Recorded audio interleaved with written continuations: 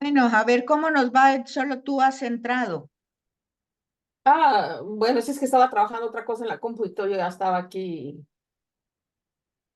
lista. pero yo creo que voy a empezar, ya estoy grabando, creo yo, sí, Sí, ya estás grabando. ya estoy grabando, entonces vamos a empezar, pues por respeto a ti, nos toca seguimos con esta sesión. Estamos viendo un poco los contextos y Ujú. estamos viendo, permítame un momentito, es que acabo de terminar la otra y entonces sigo con esta. Esta tiene bastantes diapositivas, un poquito en la historia de la salvación que hacíamos referencia, ¿recuerdas? Sí. Habíamos visto todo el contexto geográfico, pero ahora vamos a estamos viendo desde la semana pasada el panorama histórico y literario del Antiguo Testamento. Y entonces estábamos en esto, si te recuerdas, los momentos más relevantes, habíamos explicado los primeros capítulos del 1 al 11 y Ujú. decíamos que la historia de la salvación en la escritura empiezan con Abraham, ¿verdad? Con el capítulo 12. Y lo que nosotros tenemos que ir descubriendo en esta parte de la Sagrada Escritura, aparte de una prehistoria que va del capítulo 1 al 11, nosotros tenemos que ir viendo los contactos, o sea, la continuidad del relato. Esa continuidad no la vamos a captar si no entendemos las formas literarias e históricas que hay en el texto. O sea, lo que vamos a ver, lo que estamos viendo, es que leer la Biblia no es tan sencillo ni tan fácil, No, no. porque tenemos que tomar en cuenta algunos elementos. Y los elementos literarios e históricos, pues este capítulo se llama Panorama Histórico, pero no sé si has visto que hay unos panoramas bíblicos, que son unos pliegues que se dan así a lo largo, que tienen tal vez como 1,5 metros, así de longitud, como 1 metro y la mitad de otro, y van desarrollando la continuidad de la historia de la salvación. Eso es Esos nunca los, sumamente, nunca los he visto. no los has visto, bueno, No. los venden en la Loyola, se llaman, Allá. se llaman panoramas bíblicos, antes eran Como más para breves. poner, como para poner todo en perspectiva y verlo todo Eso, sobre junto. todo eso, para ir teniendo una idea no solo de la continuidad de la historia, sino también de la interpretación literaria. Ahora, la interpretación literaria se simplifica muchísimo porque ese trabajo ya lo hicieron los teólogos, los estudiosos de la Sagrada Escritura y están en las notas de pie de página. O sea que cuando yo leo un capítulo, por ejemplo, yo quiero leer el capítulo 12 del versículo 1 al 3 del Génesis de Abraham. Entonces, yo tengo que tomar en cuenta el contexto histórico y el contexto literario, pero no me da tiempo para estudiar tanto. Entonces, eso ya lo hicieron los que escribieron los comentarios que están al pie de página de la Biblia. Esos comentarios nosotros casi nunca los leemos porque las letras son pequeñas y pues, ay, no, yo casi no miro, yo no, yo creo lo importante es lo que está en el capítulo. Pero resulta que como la interpretación no es fácil, pues los estudiosos bíblicos ya han hecho ese trabajo que no voy a hacer yo y me lo ponen por escrito, solo que como es mucho, lo ponen en letra pequeña. Entonces, ¿cuál es la sugerencia? Que cuando nosotros leamos algo o querramos la interpretación, sobre todo si vamos a misa y tal vez la homilía no nos dejó tan claro y para yo encarnar ese mensaje, pues entonces yo voy a las notas de pie de página y entonces yo entiendo ahí de qué se trata. Esa es pues como una sugerencia para ir captando esa unidad y esa continuidad del texto a pesar de las épocas diferentes y de las formas literarias, o sea, las formas que se pusieron por escrito diferentes, recordándose que originalmente fueron tradiciones orales, eso ya lo explicamos, o sea, la experiencia de Dios se transmitía oralmente. Entonces, cuando se puso por escrito, pues se utilizaron formas literarias de letras, de escrito, ¿verdad? Entonces, yo tengo que entender, eso lo platicábamos hace 8 días, cuando algo se está contando de, si yo no entiendo la forma literaria, le voy a dar un sentido al texto que el texto no tiene, porque la forma literaria es como el ropaje del hecho histórico que está aconteciendo y el mensaje concreto que llega a iluminar ese hecho histórico. Díganme si me doy a entender, ¿sí? ¿Me doy a entender o no tanto?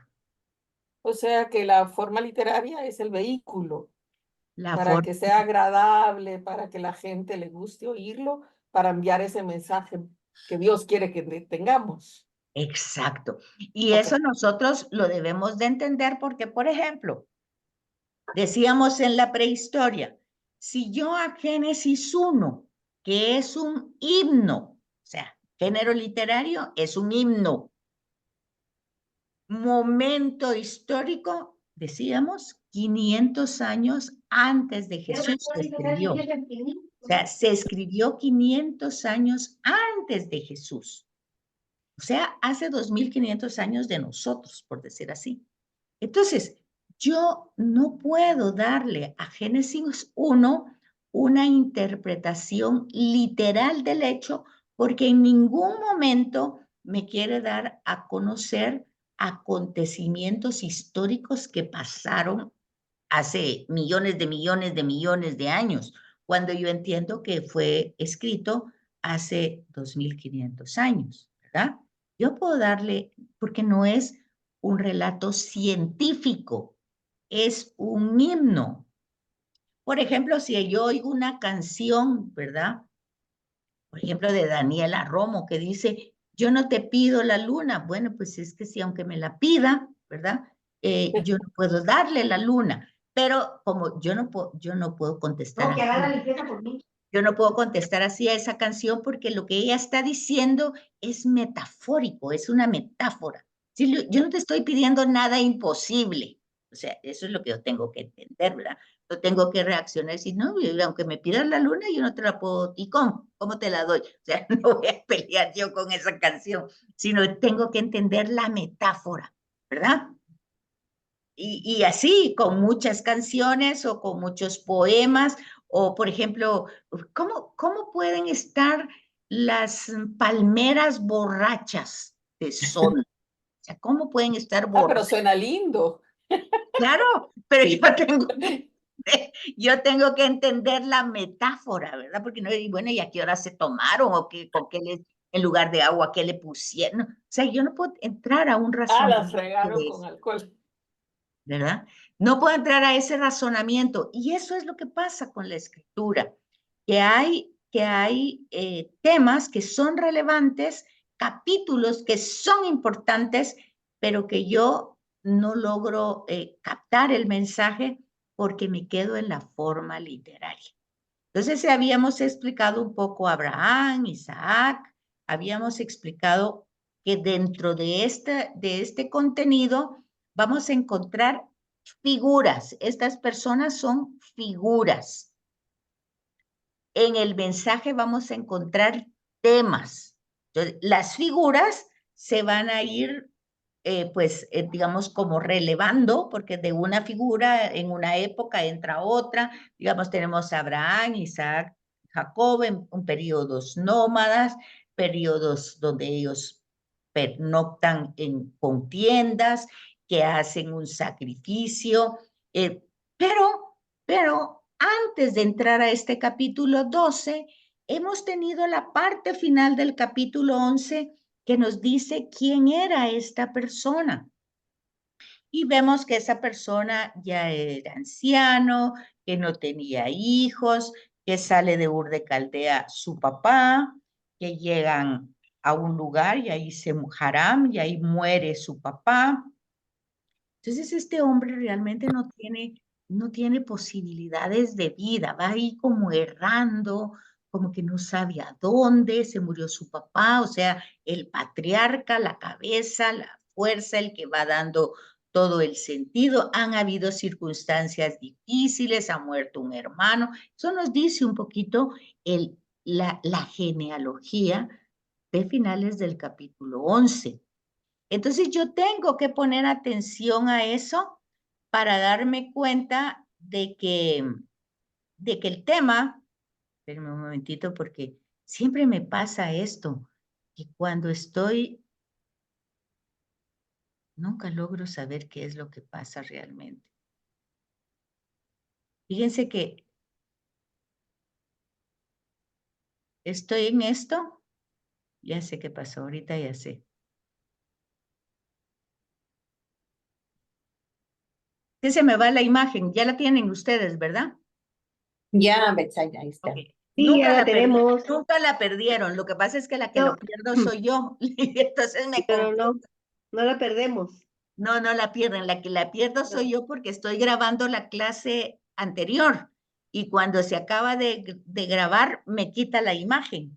Y siempre me pasa eso y cuando me pasa me confundo. Bueno, entonces la genealogía va a tener otra vez, no es un sentido histórico, literario, ancestral, como dicen hoy, ármame tu árbol genealógico. Ay, yo tengo que buscar, todo eso lo explicamos hace 8 días, sino tiene una función de unir épocas, unir temas, y entonces a finales del capítulo 11, nosotros tenemos quién es esta persona. Y lo maravilloso de esta persona que es pagana, Ur de Caldea, y que sale sin ninguna esperanza, pues Dios sale a su encuentro y entonces le ofrece. Ahí están los temas que ofrece. La providencia que Él le va a proveer de lo que no tiene, de lo que no puede conseguir por sí mismo. ¿Qué es?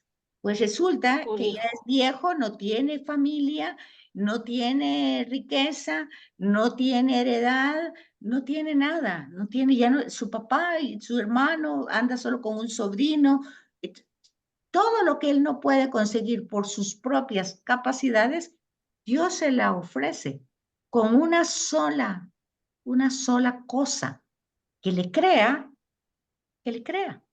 Yo creo que solo es eso, que le crea, contra toda pues circunstancia adversa, que le crea siempre. Y el versículo 4 del capítulo 12 dice, Abraham marchó. Quiere decir que le creyó. Lo que no pasa en la prehistoria con la humanidad primitiva, con el Adán, y que es, pues, el Adán, no es, decíamos, no es el nombre de una persona, sino es el genérico. Adamá viene de la tierra. Y Eva es la madre de la creación, por decir así. Entonces, el Adamá y la creación, la Eva, que no son nombres propios, sino son genéricos, ¿dónde está eso? En la nota de pie de página. Entonces, nosotros tenemos que tener una Biblia de estudio, ¿verdad? Ya sea la Jerusalén, la Pueblo de Dios, la que sea, pero para llegar a esa nota de página y a ver si lo que yo estoy diciendo ahí está escrito. Y entonces después vemos que la promesa de Dios se cumple con Isaac y vemos que Isaac, pues, es la persona de Isaac es también como un puente entre Abraham y Jacob. Porque el verdadero, digamos, protagonista, no, el protagonista siempre es Dios, pero la persona, pues, que va a desarrollar la historia va a ser Jacob, ¿verdad? Isaac está ahí como puente entre las dos realidades, pero si ustedes leen con atención, la misma historia de Abraham se repite en Isaac y se repite en Jacob con distintas variantes. Y José es el hijo de Jacob. Entonces, en todo este pasaje que es del Génesis, orígenes, Génesis significa eso, pues nos está dando historias que van a ser unas narradas, otras van a ser como epopeyas, otras van a ser leyendas, otras como la de José, es como un precioso cuento, es como un cuento, muy bonito realmente. Y entonces, pero no nos tenemos que quedar en la forma literaria. Fíjense, llega hasta el capítulo 50 y entonces ahí hay relatos etiológicos, relatos etimológicos, que un lugar se llama como se llama, hay leyendas, hay mitos, hay cuentos, hay narraciones, hay, pues, hay como novelas también, porque vamos a encontrar sentimientos, pasiones, miedos, y todo eso forma parte de la manera como está narrando a la humanidad que vive y que de pronto ese Dios sale al encuentro de estos personajes para seguir desarrollando la historia de la salvación, porque ese es el tema. El tema es la historia de la salvación. Decíamos hace 8 días, cuando poníamos todo, ya habíamos visto la geografía, los lugares, y decíamos hace 8 días cómo Dios en esa historia de la salvación va haciendo alianzas, o sea, el querer entrar en una relación, ya no solo con Abraham, ya no solo con Isaac, ya no solo con Jacob, ni solo con Moisés, sino ya con un grupo de gente. Hacíamos también la referencia hace 8 de esos temas cuando veíamos que el contexto histórico lo teníamos que entender también desde las costumbres y desde la cultura. Entonces veíamos la alianza de la prehistoria ante las tragedias naturales como inundaciones, como terremotos. Bueno, Dios pone un arco, una alianza con el hombre, pero si se fijan, el arco, les decía hace 8 días, está al revés, o sea, no está un arco tirando de Dios, o sea, el arco iris, que no es que diga así el texto, pero así lo va a entender el ser humano. La alianza que hace Dios con la humanidad es un arco, dice, sobre el cielo. Bueno, todo el mundo ha visto el arco iris y hace esa conexión. Pero si ven el arco iris, el arco va al revés, ¿verdad? O sea, cuando un arco lo pone, usted lo tensa y la flecha va para la otra persona. En este caso, las flechas irían hacia Dios porque el arco va al revés. No es de Dios contra nosotros, sino es de nosotros hacia Él. Entonces, decíamos hace 8 días cómo Dios, al querer hacer una alianza, pues es unilateral de parte de Dios, porque vimos la alianza con Noé, es solo de parte de Dios. Vimos y leímos el relato de Génesis 15, cómo se acostumbraba a hacer los contratos en la prehistoria, en el Génesis, en los orígenes. Pues ¿cómo? Pues a través de los animales, partiéndolos a la mitad, y la suerte que tuvieran esas mitades que se miraban, pues era la suerte que iba a correr el contratista, el contratante, si fallaba a su parte de compromiso. Y vimos que Dios pasó entre esas mitades de animales a través de un fuego, ¿verdad? No, no vemos a Dios, pero ahí vemos la imagen del fuego que va representando, esa es la tradición eloísta, ya no es antropomórfica, ya no es Dios pasando como en Génesis, que Dios habla, que Dios oye, que Dios pregunta, ¿dónde está tu hermano Caín? ¿Dónde estás, Adán? O sea, ya no es antropomórfica, sino ya es a través de elementos, el fuego, la nube, el mensajero. Entonces vemos que en esa alianza pasa el fuego, pero dice Abraham entra como en un sopor, dice el texto, ¿verdad? O sea, como un vaído y no logra pasar. Otra vez vemos que la alianza es unilateral, solo de parte de Dios. Eso lo veíamos hace 8 días, ¿se recuerdan? Entonces, vemos que el tema de la alianza va a ser recurrente hasta nosotros. El tema de la providencia de Dios va a ser recurrente hasta nosotros. El tema de la misericordia de Dios va a ser recurrente hasta nosotros. ¿Por qué? Porque resulta que la compasión, la misericordia, la providencia de Dios es eterna y es fiel, porque vamos a ver constantemente, y no en los otros, en nosotros mismos, nuestra falta de coherencia, nuestra incapacidad. Imagínense, solo con haber ido hoy a misa, supóngase, y haber oído las lecturas, haber estado ahí presente y escuchar la primera lectura, Dios envía a Jeremías y mira, vas a decirle al pueblo lo mismo que le he dicho todo el tiempo, pero que no escucha, que han endurecido la cabeza, que hacen todo lo contrario, que no comprende. Jesús está haciendo signos curando hoy a una persona que era muda, un exorcismo, y la gente, unos se maravillan, otros dicen que está haciendo eso en nombre o a favor de Belcebú o por Belcebú, y otros pues le piden un signo. Bueno, entonces siempre vamos a encontrar de parte de la humanidad esas mismas reacciones hasta el día de hoy, siempre. Porque es el tema de la cuaresma, ¿verdad? La conversión. Entonces, aquí vemos otro segundo periodo, el del Éxodo, que aunque ha habido bienestar en la primera parte del Génesis, llegan por la hambruna a Egipto, que ya la vemos como una potencia, como un imperio. Y miren el periodo, 1250, 1200 antes de Cristo, que es una época que el panorama bíblico va a ubicar esta realidad histórica con Ramsés II, que era el faraón en ese periodo. Entonces, todo esto va poniendo toda una escenificación, una escena, que es la parte narrativa.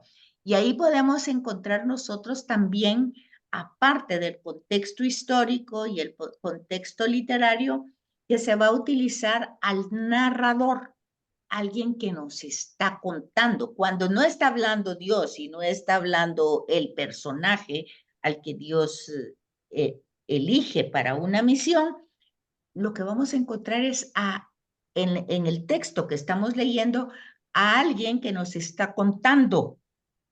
Ese es el narrador. Entonces no podemos confundir al narrador con el protagonista ni con el personaje que forma parte de una figura, ya sea Abraham, Isaac, Jacob, que está el narrador contándonos lo que está pasando. Entonces, en esa narración, pues nosotros tenemos el contexto. Entonces, bueno, ¿quién era Moisés? Así como la genealogía, que era de dónde venía Abraham, nos cuenta quién era Abraham. Luego aquí nos va a contar quién era Moisés, a quién Dios le entregó pues las 10 palabras en el Sinaí. Y si nosotros vemos, pues Moisés era descendiente de aquellas tribus nómadas. Todavía no se llamaban judío porque no había un pueblo judío.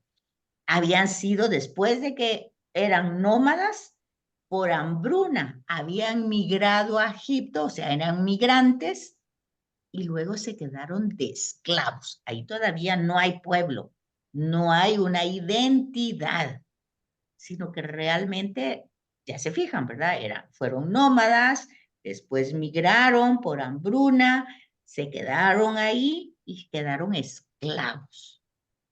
Hasta ahí va el éxodo. Vamos entendiendo. ¿Tenían identidad de pueblo? No había una identidad todavía, porque va a ser hasta en el Sinaí que fíjese que es lo importante. Dios da la identidad de pueblo a través de sus 10 palabras. Y esa alianza va a ser la alianza más fuerte, porque ya no va a ser como Noé o como Abraham, sino ya va a ser, ustedes serán mi pueblo, yo seré mi Dios. Pero resulta que se lo dice a Moisés en el monte Sinaí hasta arriba y el pueblo se quedó abajo. ¿Se recuerdan? Y cuando Moisés baja con las tablas, ¿qué pasó? Pues resulta que sí, ellos habían visto es exactamente el mismo relato de hoy, que están de Jesús en el Evangelio, que están viendo la obra grande que está haciendo Jesús, pero como que no se lo creen y le piden otro signo mayor, ese no es tan grande, y ese como que lo estás haciendo a saber por qué. Entonces, pero en las plagas que va antecediendo a este momento del Sinaí, Dios ha actuado y se ha dado a conocer. Pero resulta que el faraón y el imperio también tenía gentes que hacían cosas importantes, eran como magos. Pero resulta que hasta el final ya la salida es inminente porque la acción de Dios es poderosa, dice con brazo fuerte, ha sacado a esta gente, oyó su grito de dolor, oyó su clamor y viene el tema, liberación, salvación, si se fijan, salvación, liberación.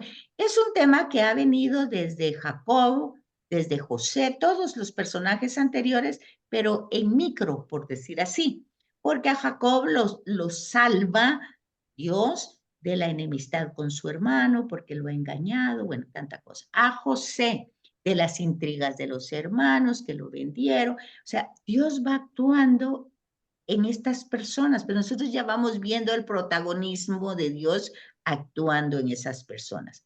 Pero ya, cuando están en Egipto, Dios ya actúa nacionalmente, por decir así, porque ya es Dios contra el faraón. Ya, recuérdense que estos personajes eran entendidos en su contexto histórico como divinidades. Acuérdense. Por eso hay que entender el contexto histórico porque nos ubicamos en un momento donde el faraón no solo es el emperador, es una divinidad, es la divinidad de Egipto. Por eso nosotros podemos entender las pirámides, ¿verdad? Que son con grandes mausoleos hechos específicamente para que el faraón y todo su séquito pues lleguen a Ram, dios sol, ¿verdad? Que es el dios, por eso Ramsés, el dios sol. O sea que faraón, hijo de Dios, faraón, Ram, Dios Ram. Entonces Ramsés I, Ramsés II, en fin. Entonces, son divinidades y entonces vienen dos divinidades, Yahvé y el faraón.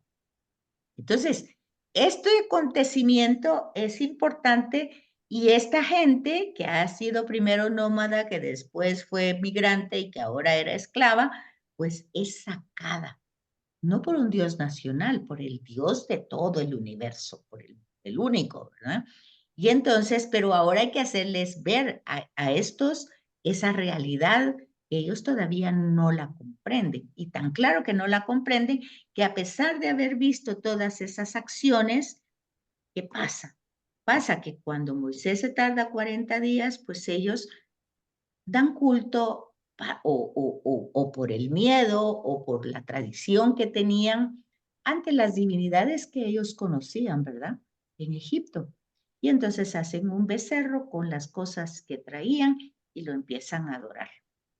Entonces Moisés quiebra otra vez el decálogo, las 10 palabras, y entonces se rompe porque no hay alianza. Dios quiere hacer una alianza, una relación con todo este grupo de gente para hacerlos un pueblo, pero resulta que estos todavía no han entendido, ¿saben? Entonces, no se puede. ¿Sí me van entendiendo si vamos en la línea? Sí. Esta alianza son solo 10 palabras, pero luego aquí tienen ustedes, se va a desarrollar esta alianza en el Sinaí.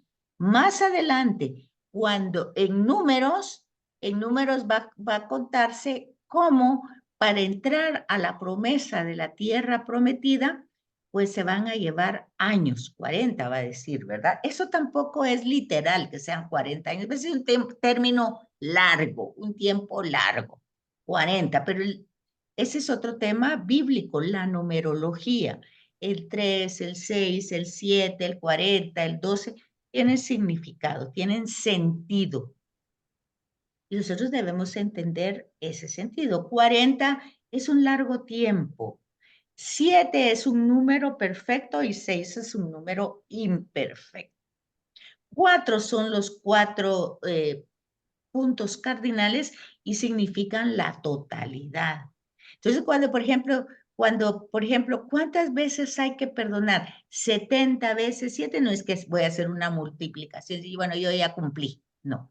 Es siempre, es siempre, es todo el tiempo, o sea, es el número perfecto, el 7, porque el imperfecto es el 6.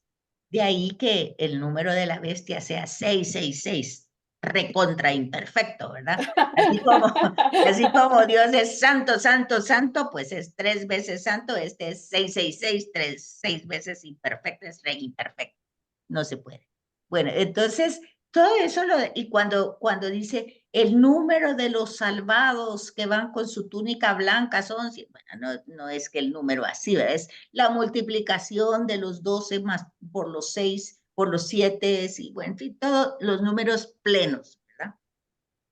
Esa es la numerología en la Biblia, que hay que entenderlo desde la perfección y la imperfección. Entonces, números va a ir dando como ese sentido de ir entrando en la tierra prometida. Dios la prometió ciertamente, pero esa cerrazón humana de no comprender quién es Dios y cómo es Dios, a pesar de ver sus signos, eso lo vemos hoy claramente en el Evangelio de hoy. No, vemos sus signos y no los pensamos darle otra interpretación. Entonces, todo eso hizo que la entrada por la tierra prometida fuera tardada y dolorosa. Eso lo va a contar números. Luego, Levíticos nos va a hacer que de esta ley, que fíjense, esta entrega de las 10 palabras a Moisés, pues se vuelva una ley, de ahí Levíticos, porque esas 10 palabras, cuando ellos entran a la tierra prometida, pues se dan cuenta de que no pueden ser solo 10 palabras, porque no robarás, bueno, pero ahora que estamos en la tierra, ¿no robar qué? Bueno, pues entonces resulta que si yo ahora le robo pues una vaca, no es igual que robarle una zanahoria o no es igual que... Entonces se va a volver levíticos, o sea, leyes, normas, porque los temas van a ser casuísticos, por causas. ¿Qué causa provocó esto? Entonces, no puede ser lo mismo alguien que se roba un pan a alguien que se roba una vaca. No puede ser la misma cosa. Pero No, pueden tener hambre los dos. ¿verdad? Uno quiere solo el panito, pero el otro quiere mojar el panito en la leche de la vaca. Entonces, ya quiere, y el postre más adelante. Entonces ya la cosa se complica en casos, ¿verdad? Entonces hay que entender ese contexto histórico donde 10 palabras que se dieron en el Sinaí, luego en un contexto histórico, cuando entran a la tierra prometida, se vuelve en leyes o normas, que ya en el tiempo de Jesús vienen a ser muchísimas, a tal punto cuando dice, amar a Dios sobre todas las cosas y a tu prójimo como a ti mismo, ya en el tiempo de Jesús le van a preguntar, bueno, ¿quién es mi prójimo? Porque ya hay tanto de historia que ya no es, anteriormente pues eran aquellos migrantes que habían sido luego esclavos, que habían salido de Egipto, que Dios los había sacado, pues todos iban caminando y el prójimo era el que estaba ahí cerca, ¿verdad? Pero ahora entran otros imperios, otras civilizaciones, otras costumbres, con otras tradiciones. Hoy, ¿quién es mi prójimo? Le preguntan a Jesús, ¿se recuerdan ustedes? Entonces, ya las leyes se han vuelto tantas, la historia se ha complicado tanto, se ha vuelto tan compleja, que ya hay que preguntar a quién se ama, a quién no se ama. Pero Jesús es muy sintetiza muy claramente estas 10 palabras y las sintetiza simplemente en dos. Es decir, mira, es Dios, es el otro y eres tú. O sea, aquí no hay mucho problema, ¿verdad? No es de complicarse tanto. Si tú amas a Dios, tú al otro realmente le respetas como persona y le respetas sus cosas y le amas. El respeto como amor. Y si eso también lo haces contigo mismo, porque si tú no haces eso contigo mismo, no lo puedes hacer con el otro. Y si no tienes ese referente de Dios, pues entonces actúas como cualquier cosa.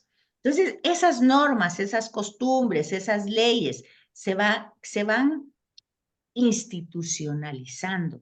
Incluso la alianza se vuelve una institución, el decálogo se vuelve una institución, ¿no?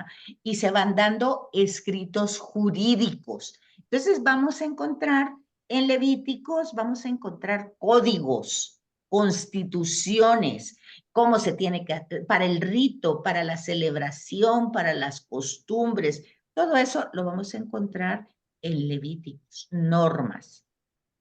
Y todo eso lo tenemos que entender, ¿verdad? Igual cuando nosotros empezamos a leer el Nuevo Testamento y los orígenes de Jesús según San Mateo, ¿verdad? O según San Lucas, que son los únicos dos que tienen esa genealogía. Y si nosotros comparamos una con otra, pues no son iguales. ¿Y cómo no van a ser iguales si el mismo Jesús tiene que venir de lo mismo? Uno tiene una interpretación desde Adán y lo va a ir entendiendo con generación, pero para decirnos una cosa, para decirnos las raíces de Jesús son humanas, viene desde Adán. Y por eso, aunque Adán sea un genérico, pero es de la humanidad, Jesús representa también un genérico, aunque sea una persona histórica, porque representa la nueva humanidad. Entonces, eso ustedes lo tienen que ir viendo como una contraposición, no es decir, bueno, ¿cuál de las dos genealogías es la de verdad? Las dos son de verdad. Lo que pasa es que uno va a empezar desde Abraham y otro va a empezar desde la prehistoria. Y, y el Evangelio de Juan se va más allá de la prehistoria, sino va desde en el principio existía la palabra y la palabra estaba en Dios y la palabra era Dios. O sea, se va hasta la creación. Entonces, todo eso nosotros tenemos que irlo viendo con la comprensión literaria, la comprensión histórica e irnos dando cuenta que a veces las palabras, imagínense, cuando son escritos jurídicos, pues obviamente van a utilizar palabras jurídicas. Cuando está hablando de costumbres y cultura, pues va a utilizar las costumbres y las culturas de esa época, de la época en que se está escribiendo. Si están en el exilio, vamos a entender el tema de que perdieron todo, perdieron la tierra, perdieron el templo, no hay lugar de culto. Entonces, todo eso lo tenemos que ir viendo en cada uno de los libros para ir comprendiendo de qué se trata. Entonces, cuando estamos en esta época, se materializaron los primeros escritos. Moisés utilizaba la escritura.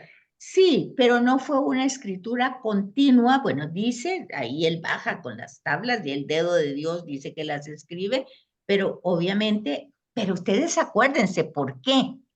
Porque Moisés estaba en un imperio.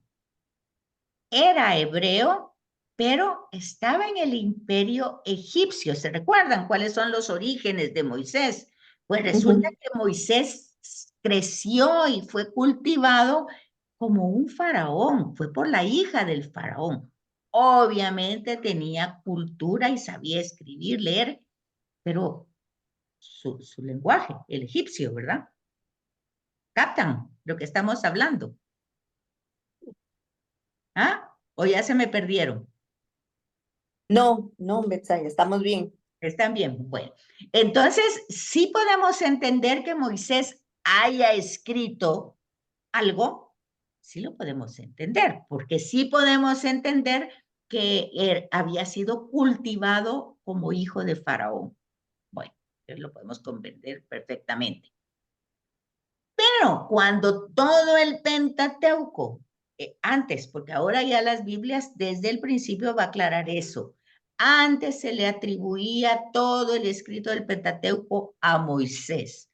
Hoy vemos por el estudio literario de las formas literarias que ha sido una recopilación de tradiciones que se pone por escrito. Entonces, no todo lo pudo haber escrito Moisés, ¿verdad? Y vamos a encontrar, como les dije, códigos de alianza, o sea, el tema va a ser siempre la alianza, pero lo vamos a encontrar como un código, o sea, como una ley de Moisés, pero obviamente va a ir siendo actualizado en cada momento histórico, a tal punto que en el tiempo de Jesús la ley era ya una institución, y si Jesús tiene tantos problemas con la ley, y porque, ¿cómo es este que viene a cambiarnos lo que dijo Moisés? Y Jesús va a decir, bueno, pues Moisés les dijo, pero yo les digo, porque aquí hay uno más que Moisés. Pero ¿cómo es eso? Bueno, al final de cuentas, eran temas que habían partido de un momento histórico, pero que se van acoplando a cada momento diferente de la historia. Hay que entender que en el Sinaí, pues no eran todavía un pueblo, estaban ahí como vagando por el desierto, pues sería que eran como beduinos, ¿verdad? Y luego ya cuando entran a la tierra prometida, pues ya son sedentarios. Ya podemos entender que son agrícolas, pueden ser pastores, pero ya hay un elemento totalmente diferente a ser beduino o a ser nómada. Ya hay diferente situación, diferentes circunstancias. Entonces, la alianza tiene que ser entendida de una manera diferente.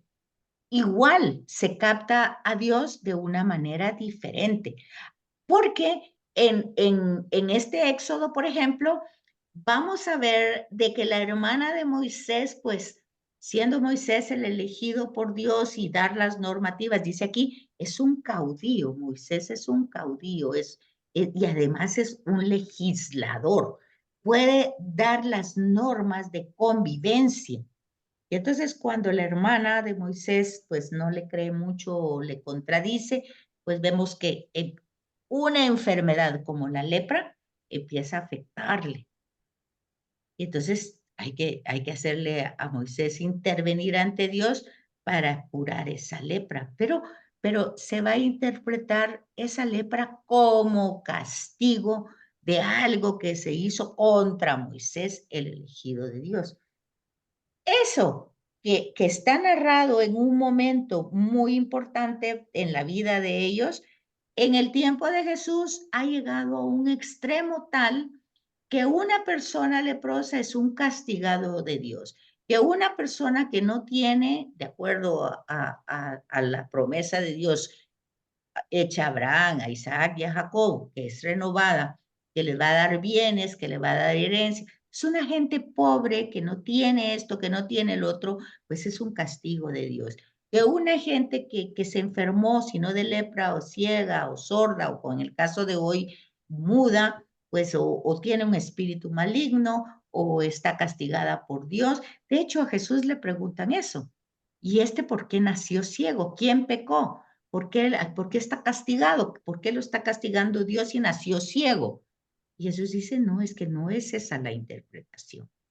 Entonces, nosotros tenemos que darnos cuenta de que hay temas de códigos, temas de cantos que se van desarrollando dentro de los primeros 5 libros.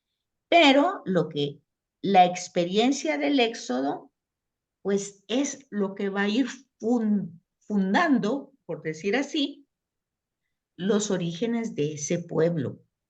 Ese pueblo que tampoco tenía méritos para ser elegido, como no lo tuvo Abraham, Isaac, Jacob, Moisés, no tenía méritos, tampoco estos tenían méritos, pero Dios los saca y les da una identidad de pueblo en el Sinaí a través de sus 10 palabras. Entonces, por eso es un recuerdo fundante, importante. Por eso las leyes de Moisés van a ser importantes y van a ser hasta nosotros los 10 mandamientos de la ley de Dios, así se llaman, ¿verdad? Entonces, es la identidad de pueblo de Dios, que va a ser fundamentada por la liberación de Egipto, que va a ser el mayor de los acontecimientos y va a ser el centro que ellos van a recordar, pero no como recuerdo, lo decíamos anteriormente, sino como memoria, el Shema Israel. Acuérdate, Israel, quién te sacó de Egipto, acuérdate quién te... Entonces, eso es algo que hay que tener en este grupo de gente, es su identidad y hay que tenerlo en la memoria. Por eso ellos ya en el tiempo de Jesús van a tener muchas formas para no olvidarlo y se lo van a poner en la frente, se lo van a poner en sus vestidos, pero es para tenerlo presente, ¿verdad? Y Y entonces, los judíos de hoy tienen todavía esa costumbre, ¿no?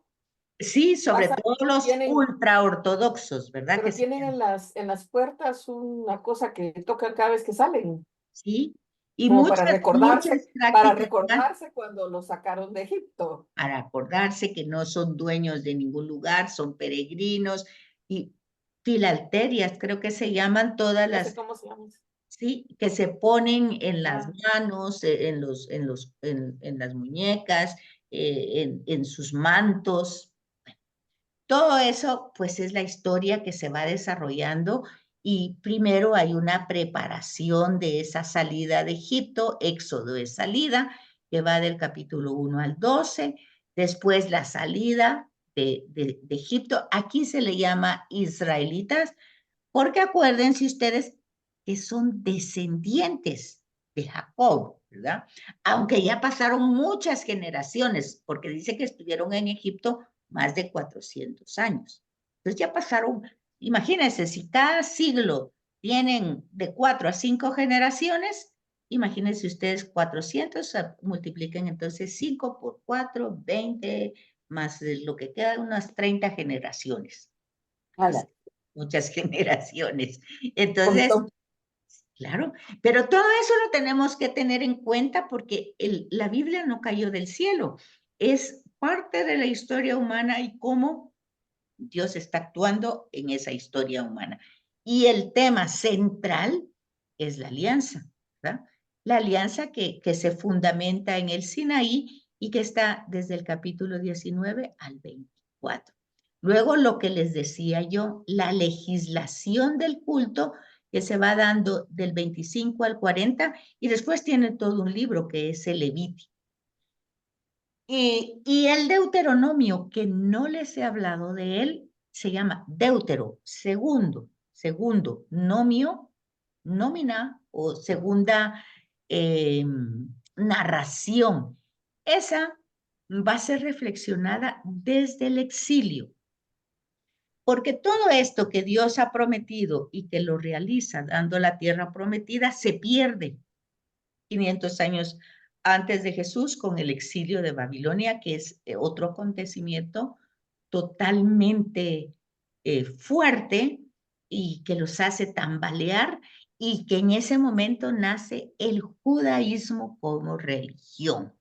Pero fíjense bien, eso que nace como religión después del exilio, porque se quedaron sin templos, se quedaron sin tierra, se quedaron sin poder dar un culto a Dios.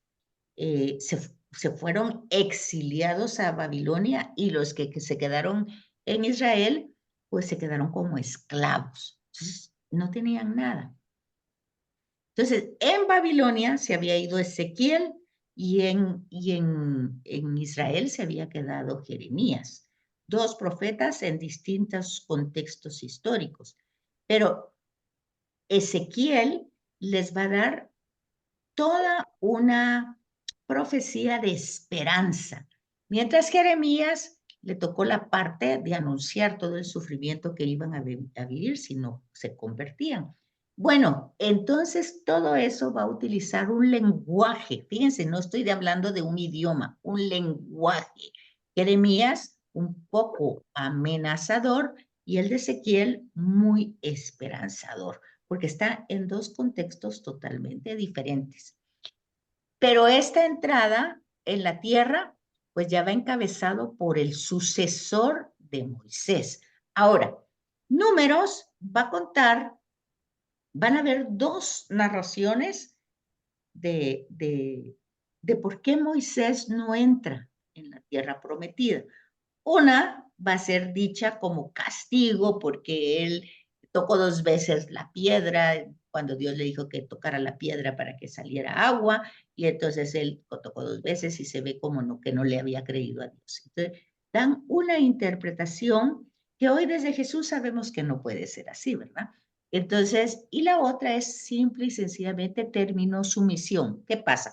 Cada personaje tiene su tiempo de misión, tiene algo que hacer en el proyecto de la salvación, termina y continúa otro. Decíamos hace 8 días que era como un relevo, ¿verdad?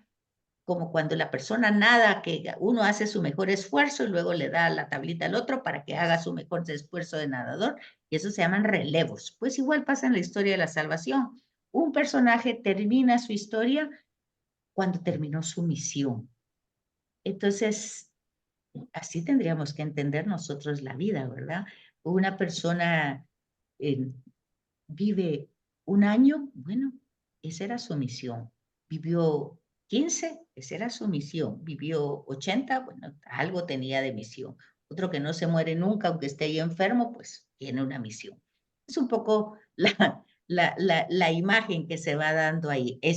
Ahí somos elegidos como profetas, sacerdotes y reyes por el bautismo. Por lo tanto, tenemos una misión que no puede ser hecha por otra persona. Lo que nosotros dejamos de hacer, nadie más lo va a hacer por nosotros. Bueno, entonces van las dos narraciones, pero ya desde Jesús nosotros podemos saber que no, que Dios no va a castigar por alguien. Él ha hecho tanto y una amistad tremenda con Dios, una relación tremenda que no porque tocó 2 veces una roca ya Dios lo castigó y lo acabó ahí. No se puede, no se puede entender así.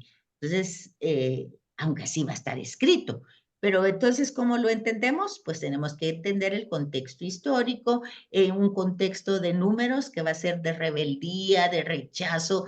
A Moisés siempre le están diciendo, ¿por qué nos sacaste de Egipto? ¿Acaso no habían suficientes sepulcros en Egipto? ¿Nos trajiste a morir aquí al desierto? Bueno, todo ese tema que se va desarrollando ahí. Bueno, luego esa entrada entonces le toca a Josué, que antes, ahí se cuestiona si el Pentateuco termina con el Deuteronomio o puede continuar con Josué porque sigue la misma historia. Es el sucesor de Moisés y el que le va a tocar conquistar la tierra. O sea, la tierra fue dada, pero ahora resulta que está habitada. Entonces hay que conquistarla.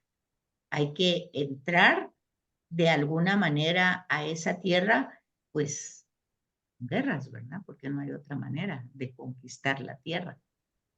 Eso también hay que entenderlo. Hay que entenderlo porque muchas de las narraciones, ahí entra otro género literario que se llama epopeyas.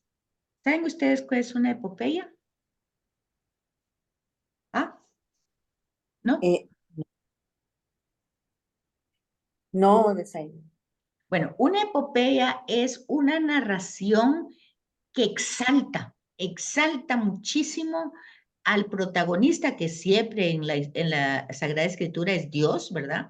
Porque la figura que Dios elige es un instrumento, claro, un instrumento libre que hace uso de su libre albedrío, le crea a Dios y se pone a su servicio, pero el que está actuando es Dios. Entonces, una epopeya es una narración que exalta la actuación del héroe, ¿verdad? Que siempre es Dios. O sea, la salida de Egipto fue a través de Moisés, pero fue Dios quien fue sacando al pueblo. Y en Josué pasa lo mismo. En la tierra está ocupada, pero es Dios quien la va a dar. Entonces, quien entra en la batalla, por decir así, es Dios, pero no aquí aniquilando a gente, sino que resulta que, como ustedes se van a fijar que en la antigüedad habían muros. Todas las ciudades estaban protegidas por muros porque las protegían de los invasores, que eran los que estaban en el entorno, ¿verdad? Que querían apoderarse de esta tierra.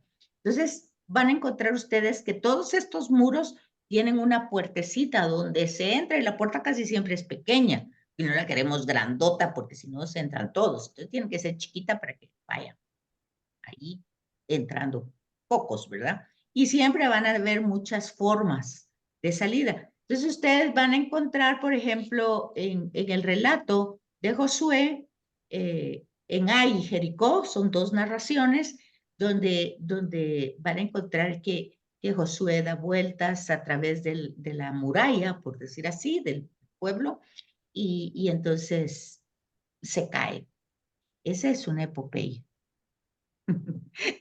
Hay que buscar el género literario. Quiere decir que lo más seguro es que cuando llegó Josué, eso ya estaba caído, ¿verdad? Pero como se trata de enaltecer la acción poderosa de Dios que va a darle esta tierra, pues entonces se va a presentar esta historia. ¿Cómo sé yo que lo que estoy diciendo no las confunde? Porque si las confunde, ustedes van a su Biblia, buscan la caída de los muros de Jericó en su Biblia de estudio, claramente, ¿verdad? Y ahí buscan esos dos, lo buscan en nota de pie de página y entonces se dan cuenta de qué es lo que dice la nota de pie de página. Igual con las plagas de Egipto, si no lo tienen claro, lo buscan en nota de pie de página, porque ahí, como les dije anteriormente, los biblistas, los estudiosos ya han hecho el trabajo que ustedes, cada uno de nosotros, tendría que hacer y ya nos ha simplificado la interpretación. ¿Sí me captan? Sí, Betsaida. Sí. Entonces, aquí vamos a encontrar que en esta época se caracteriza por la formación de transmisión de tradiciones orales en torno de algunos elementos que son como ejes del mensaje revelado. O sea, estas tradiciones orales fueron importantes, ¿verdad? Porque de alguna manera son fundantes son como fundamento. Entonces, aquí los personajes importantes que después van a ser la tribu de Araón, va a ser prácticamente la que se va a utilizar para el culto, van a ser los levitas. Moisés con la ley, los Josué con la entrada, los jueces, que ustedes tienen, ya cuando entran a poseer la tierra, pues entonces ya no está ni Moisés, ni Aarón, ni Josué, ni nadie. Entonces se escogen a personas que por su edad y sabiduría pueden orientar al gobierno, administración del pueblo. Ahora ya son un pueblo, ya se establecieron en una tierra, pero no es por ellos ni por la conquista, es Dios quien ha hecho todo. Entonces, cuando vemos la lectura de los jueces, vamos a ir viendo que fueron elegidos por una razón, pero en el transcurso se van corrompiendo. Y entonces, en esa corrupción, pues es cuando ellos piden un monarca como las otras naciones. Entonces, estos relatos van a tener relatos etimológicos, o por qué se llama Siquem como se llama, por qué se llama Betel, porque eran lugares donde se daban culto a Dios, y por qué cada tribu, por qué Judá está en Jerusalén, y por qué los otros 10 se quedaron en Samaria. Entonces, las tribus determinadas que la tierra se las dio David, porque aquí con los jueces todavía andan todos como que andan desparramados. Es hasta que tienen un rey, David, y no justamente no fue Saúl, sino fue hasta David, que es un guerrero y que va a conquistar tierra para darle a cada tribu. Y con esa tribu, pues hace, con esas tierras que le da a las tribus, hace como una consolidación de las tribus, les va dando a cada uno su territorio, y él y Salomón van a gobernar durante, pues, 40 años va a reinar David y luego Salomón, que va a ser el periodo de oro, porque la conquista de las tierras y darle a cada tribu su tierra va a provocar la paz dentro de las murallas de Israel, que también tiene sus murallas, y va a provocar el desarrollo no solamente artístico, sino que también literario, es cuando se va a escribir la mayor parte de la escritura. El reinado va a ser paz dentro, porque el que va a estar guerreando fuera es David.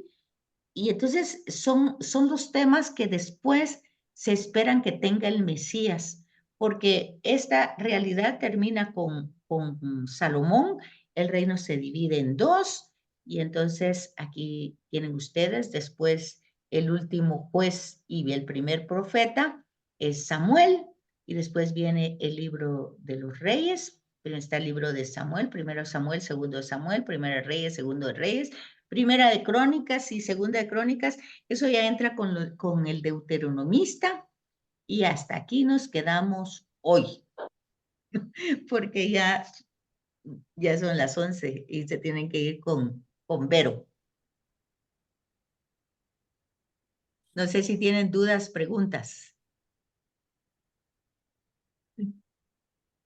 Hay que leer mucho, ¿verdad? Bueno, ahorita del texto que tienen no hemos avanzado tanto. Hemos Ya. avanzado apenas para que lean 3 hojitas. 3 hojitas porque me tocó hablar bastante. Nos quedamos, sí, no tiene número en mi folleto, pero solo hemos visto 3 hojitas de la sesión, de esta sesión 3. Solo vamos por la 3. Pero sí es bueno, y si pueden ir a la Loyola y comprar un panorama bíblico, les va a servir. Porque cuando sea presencial, yo les voy a llevar el mío y puedo enseñárselos. Pero para que ustedes lo tengan, en la Loyola los ven. No son caros. ¿Panorama qué? ¿Verdad? Bíblico, panorama bíblico. Ya. Panorama. Solo así va. Sí, a ver si hay. Antes había, sí, A ver si luego hay. después de la pandemia ya hay muchas cosas que ya no hay. Un panorama. Bueno, entonces les deseo feliz fin de semana. Gracias igualmente. Gracias igualmente. Gracias. Cuídense mucho. Muy linda la. Gracias. Gracias. Feliz día.